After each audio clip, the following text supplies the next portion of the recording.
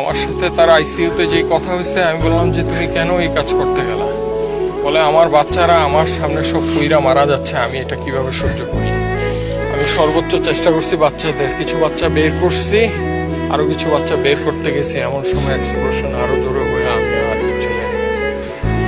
ওর ভিতরে সে নিজে পইরা নিজে পুরা ভাই 100% বার্ন হয়ে গেছে, পা থেকে মাথা পর্যন্ত চুল। শুধু সে বেঁচে ছিল, একটু কথা বলতে পারছে আইসিইউতে।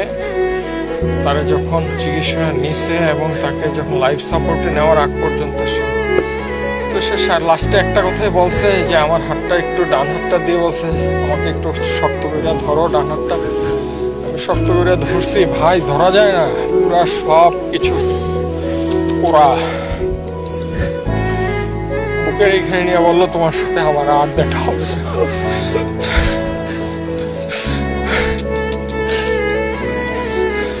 এরপরে ভাই ভেন্টিলেশনে নিয়ে যায়, এর 1-1.5 ঘন্টা পরে কার্ডিয়াক অ্যারেস্ট করে সে পৃথিবী থেকে